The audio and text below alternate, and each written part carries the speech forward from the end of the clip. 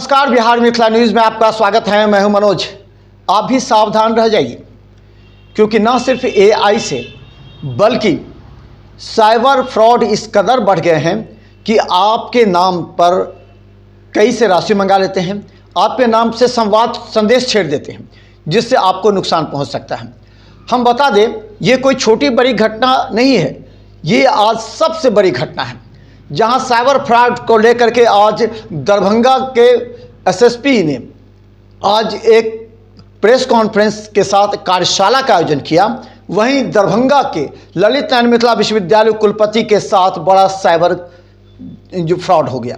कहा जाता है कि संजय कुमार चौधरी जो मिथिला विश्वविद्यालय के कुलपति हैं, उनके नाम से व्हाट्सएप बना करके गौरव कुमार को संदेश भेजा गया, और इस संदेश के आधार पर जब गौरव कुमार ने इस संवेद पूछा तो पता लगा कि ये फ्रॉड है। तत्काल इस संबंध में विश्वविद्यालय थाना में मामला दर्ज कराया गया है, इसकी जांच चल रही है। लेकिन समझिए, कुलपति के नाम से जब इतना बड़ा साइबर फ्रॉड हो सकता है तो और अधिकारियों के नाम से क्यों नहीं हो सकता। इसलिए सतर्क रहने की आवश्यकता है। देखिए पूरी रिपोर्ट।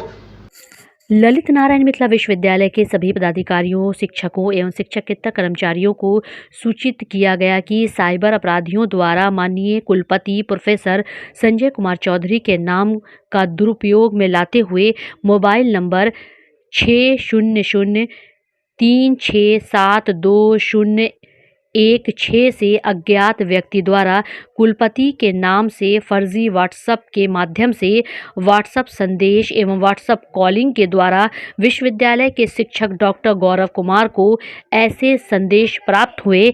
डॉक्टर गौरव से मिली जानकारी के अनुसार मोबाइल नंबर पर कुलपति के फेक बिजनेस अकाउंट से उन्हें संदेश भेजा गया। उनसे मिली जानकारी की संज्ञान लेते हुए विश्वविद्यालय प्रशासन द्वारा विश्वविद्यालय थाना में आईटी एक्ट के तहत प्राथमिकी दर्ज की गई है। गौरतलब है कि पहले भी ऐसी घटना पूर्व कुलपति professor Saket Kushwaha, professor SK Singh और प्रोफेसर एसपी सिंह एवं प्रोफेसर संजय कुमार चौधरी के कार्यालय में हुई है। विश्वविद्यालय प्रशासन इस मामले को गंभीरता से ले रहा है और सभी से अनुरोध भी किया कि ऐसे भ्रामक और धोखाधड़ी संदेशों से बचने का प्रयास करें। किसी भी प्रकार के डेबिट और क्रेडिट ट्रांजैक्शन करने से बचें।